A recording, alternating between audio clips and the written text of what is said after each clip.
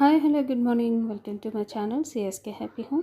ఈరోజైతే నేను వరలక్ష్మి వ్రతం ఏ విధంగా చేసుకున్నాను అనేది ఈ వీడియోలో అయితే చూపిస్తున్నానండి. దానికోసం అయితే నేను ముందు రోజు నైటే కొన్ని పూజ సామాన్లు, అలాగే ఇత్తడి వెండి పూజ చేసుకునే సామాన్లు, అలాగే పూజకి అవసరమయ్యే సామాన్లు అన్నీ కూడా క్లీన్ చేసి పెట్టుకున్నాను అనమాట. అలాగే మార్నింగ్ వంటలకి అవసరమయ్యే పప్పులు అన్నీ కూడా నానబెట్టి ఈ విధంగా ఉంచుకున్నాను. ఇక అమ్మవారిని కూడా ముందు రోజు నైటే శారీ అది డ్రాప్ చేసి ఈ విధంగా పెట్టుకున్నాను అనమాట. అంటే మార్నింగ్ కొంచెం పని తగ్గుతుంది కదా అనేసి ఈ విధంగా ముందే ప్రిపేర్ చేసుకున్నాను. అలాగే ఇది next day morning early morning 4 o'clock లేచి మొత్తం అంతా ముగ్గులు పెట్టుకోవడం, క్లీన్ చేసుకోవడం అంతా అయిపోయింది. ఇప్పుడైతే ద్వారబంధానికి పసుపు రాస్తున్నాను. ఈ విధంగా పసుపు నిండుగా రాసుకొని కుంకుమ అలాగే వరిపిండితో బొట్లు అనేవి పెట్టుకున్నాను అనమాట. ద్వారబంధానికి డిజైన్ ఉన్నా సరే ఈ విధంగా బొట్లు అవి పెట్టుకుంటే చాలా మంచిది. వరిపిండితో ఈ విధంగా డిజైన్ అనేది వేసుకొని, అలాగే గడప ముందున ఒక పద్మ ముగ్గు అయినా లేదంటే ఏదైనా మంచి ముగ్గుని వేసుకుంటే చాలా మంచిది. నాకు ఆల్రెడీ పెయింట్తో వేసిన పద్మ ముగ్గు ఉంటుంది, దానిపైన ఇక వరిపిండితో వేసుకుంటాను. అలాగే తులసిమ్మను కూడా బాగా కడిగి బొట్లు అవి పెట్టి రెడీ చేసుకున్నాను అనమాట. అలాగే అన్ని గుమ్మాలకు కూడా ఈ విధంగా మామిడాకులను పెట్టాను. అంటే తోరణాలు కట్టడానికి కొంచెం టైం సరిపడలేదన్నమాట. ఇప్పుడైతే పూజకి అన్నీ సిద్ధం చేసేసుకున్నాను. కలశ స్థాపన చేస్తున్నాను. ముందుగా మనకు అవసరమైన వస్తువులన్నింటినీ కూడా దగ్గరగా ఉండేలా చూసుకోవాలన్నమాట. అలాగే మనం కలశానికి ఏ చెంబునైతే వాడతామో, అంటే మనం ఇత్తడి, రాగి లేదా వెండి ఇలా ఏదైనా వాడుకోవచ్చు అనమాట. దానికి నిండుగా పసుపుని రాసుకోవాలి. ఇక్కడ నేను తీసుకున్న చెంబు అయితే వెండిది అష్టలక్ష్మి చెంబండి కనుక చుట్టూరా ఈ పసుపు అనేది రాసుకొని, అలాగే అష్టలక్ష్ములు అంటే ఈ చెంబు పైన 8 మంది లక్ష్మీదేవులు ఉంటారు. వాళ్ళందరికీ కూడా ఈ విధంగా బొట్టులు అయితే పెడుతున్నాను అనమాట. ఈ కలసం చెంబుకి బొట్లు అయితే పెట్టుకోవడం అయిపోయింది. ఇప్పుడు నిండుకుండా నీళ్ళని తీసుకొని దీనిలో వేసుకోవాలి. అంటే ఎవరు ముట్టుకొని నీళ్ళు అనమాట. అలాగే దీనిలో కొంచెం పసుపుని, ఇంకా కొన్ని అక్షింతలను, ఒక 2 రూపీస్ కాయిన్ ఏదైనా వేసుకోవాలన్నమాట. ఇప్పుడు నేనైతే ఇక్కడ అక్షింతలను కలుపుతున్నాను. అక్షింతల కోసం కొంచెం బియ్యం తీసుకొని దానిలో పసుపు, అలాగే కొన్ని వాటర్ని పోసి బాగా కలుపుకోవాలన్నమాట. అలాగే ఈ అక్షతల్లో మనకి గరిక దొరికినట్లయితే గరికను కూడా వేసుకోవాలి. ఇప్పుడు నేనైతే ఈ చెంబులోకి అక్షతలను వేస్తున్నాను. అలాగే ఒక కాయిన్ కూడా వేసాను అనమాట. ఇప్పుడు కలశ స్థాపన కోసం ఒక ప్లేట్లో కొంచెం బియ్యం తీసుకున్నాను. దానిపైన ఈ చెంబుని పెట్టుకోవాలన్నమాట. అలాగే ఈ కలశంలోకి ఒక 5 మామిడాకులు లేదంటే తమలపాకులనైనా ఈ విధంగా ఉంచుకోవాలి.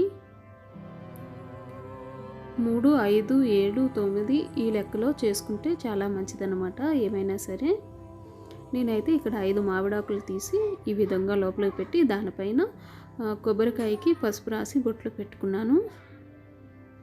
ఈ విధంగా బొట్లు పెట్టుకున్న తర్వాత ఈ కలశం చెంబు పైన కొబ్బరికాయని ఉంచాను.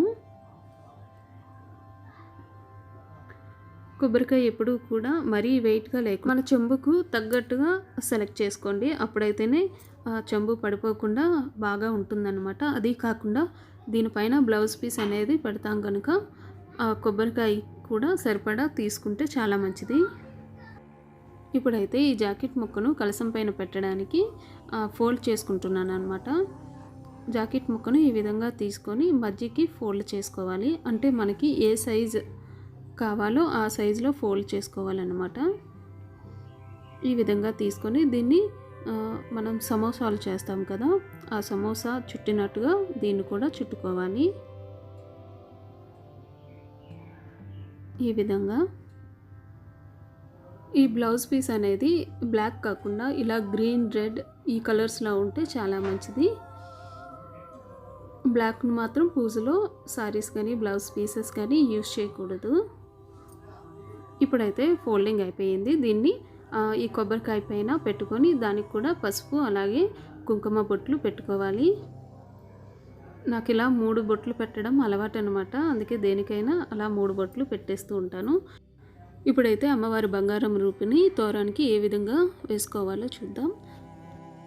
ఇక్కడ నేను తీసుకున్నదైతే ఇది 1 గ్రామ్ గోల్డ్ కాయిన్ అండి. దీని కాస్ట్ వచ్చి 5-7 అలా పడిందనమాట. ఇప్పుడైతే దీన్ని వాటర్లో బాగా క్లీన్ చేసేస్తున్నాను. తర్వాత ఏదైనా ఒక వైట్ థ్రెడ్ అనేది తీసుకోవాలి. ఆ దారం తీసుకొని దాన్ని 9 పోగులుగా తీసుకోవాలి.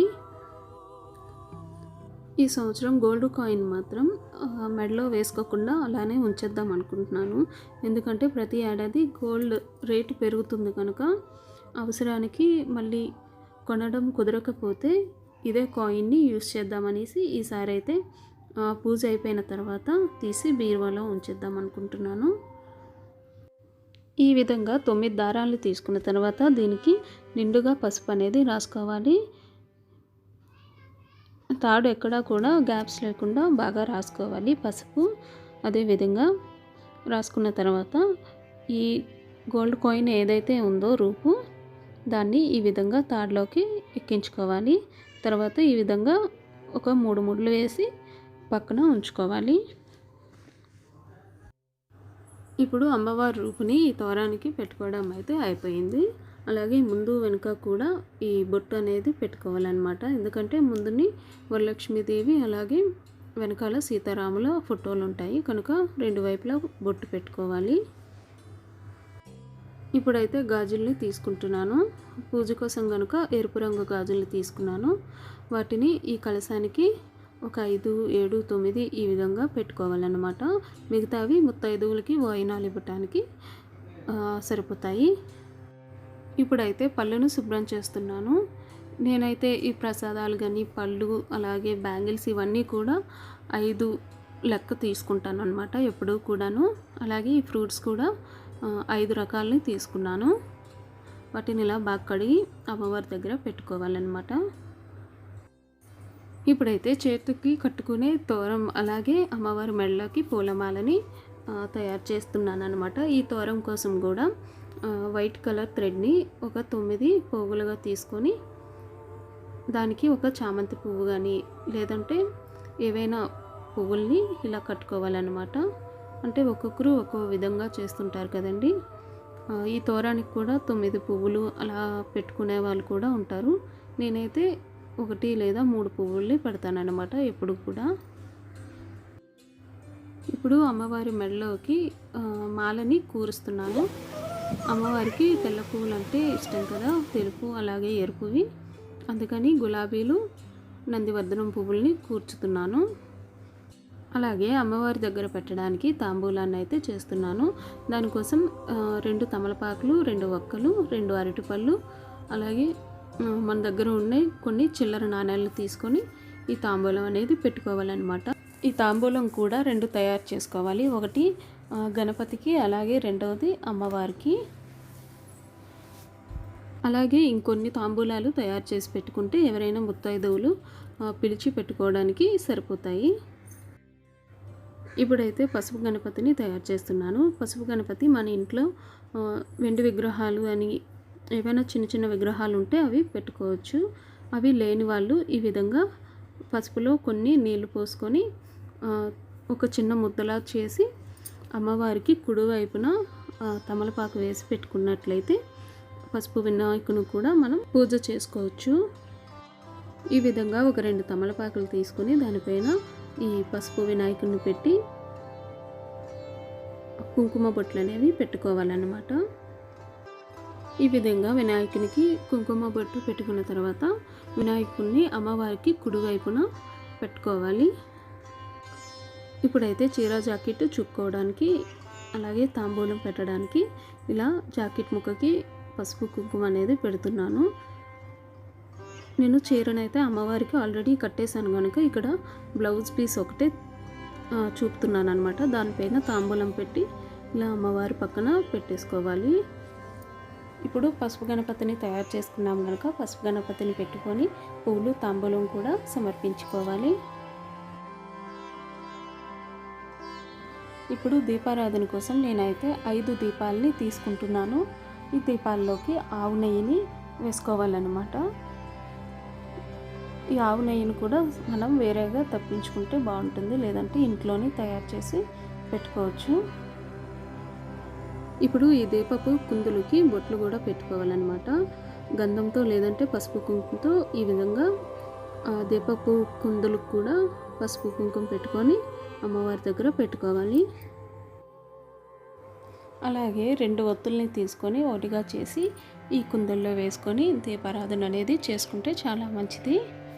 చూస్తున్నారు కదా, ఇవి నేను తయారు చేసుకున్న దీపపు కుందులు. వీటిని అమ్మవారి దగ్గర ఈ విధంగా పెట్టుకోవాలన్నమాట. ఈ 5 దీపాలని ఈ విధంగా అమర్చుకున్నాను. పైన 2, కింద 2. కలశానికి ముందు లక్ష్మీదేవి దీపం వస్తుంది. అలాగే కలశానికి రూపుని కట్టుకున్నాం కదా, దాన్ని కూడా ఈ విధంగా వేసేసుకోవాలి. ఒక్కొక్కరు పూజ మధ్యలో కూడా వేస్తూ ఉంటారు. నేనైతే ముందే వేసేస్తానన్నమాట. ఇప్పుడు పంచామృతం తయారు చేస్తున్నాను. దానికోసం అయితే నేను ఆవు పాలను, పెరుగు, కొంచెం తేనె,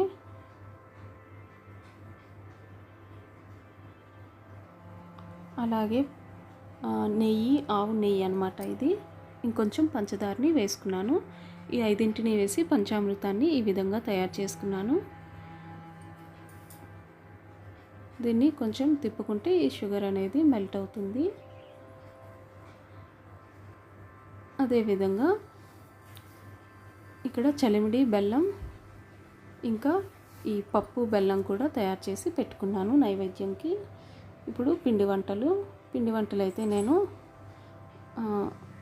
స్వీట్స్, ఇక పెసరబూరెలు, ఈ కొమ్ము శనగలు, పరమాన్నం, గారెలు ఇవన్నింటినీ నేను పెట్టుకున్నాను.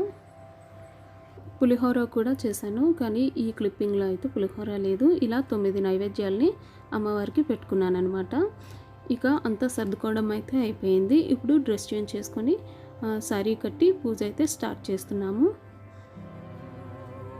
ఇక్కడ ప్రసాదాలను అయితే సర్దుతున్నాను. ఈ పానకం, వడపప్పు వీటన్నింటినీ కూడా సర్దుతున్నాను అనమాట. అలాగే వరలక్ష్మీదేవి కథా బుక్ ఉంటుంది కదా, ఆ బుక్ను కూడా కొంచెం శుభ్రం చేసుకొని బొట్లు అనేవి పెడుతున్నాను. ఈ విధంగా బుక్ కూడా రెడీ చేసుకున్న తర్వాత కొన్ని పువ్వులు ఉంటే ఆ పువ్వులు కూడా తీసుకొని అమ్మవారి ముందుని కొంచెం డెకరేట్లా చేస్తున్నాను అనమాట. ఇక్కడ మా బాబు కూడా నాకు బాగా హెల్ప్ చేయడానికి వచ్చాడు. తను హెల్ప్ చేయడానికంటే ఎక్కువ పని అయితే చెప్తూ ఉంటాడు నాకు. చూసారు కదా, అన్నీ తీస్తూ లాగుతూ ఇవన్నీ చల్లుతూ ఉంటాడు ఎప్పుడూను. అలాగే నాకు ఇంట్లో హెల్ప్ చేయడానికి ఎవరు ఉండరండి. ఇక్కడ నేను పూజ సామాన్లు అవన్నీ సర్దుతూ ఉంటే మా హస్బెండ్ ఈ వంటలన్నీ చేసి ఇచ్చేసారనమాట. చాలా బాగా తనే హెల్ప్ చేస్తూ ఉంటారు ఎక్కువగా. ఇటువంటి పండుగలు, వ్రతాలు వచ్చినప్పుడు ఎవరైనా హెల్ప్ చేయడానికి ఉంటేనే ఏ పనైనా తొందరగా అవుతూ ఉంటుంది, లేదంటే అంతా లేట్ అయిపోతూ ఉంటుంది కదా. ఇప్పుడైతే దీపారాధన చేస్తున్నాను. నేను ఈ పూజనైతే లాస్ట్ 2 years నుంచి ఇదే విధంగా చేస్తూ ఉన్నానండి. అంటే ఒక్కొక్కరు ఒక్కొక్క విధంగా చేసుకుంటూ ఉంటారు కదా.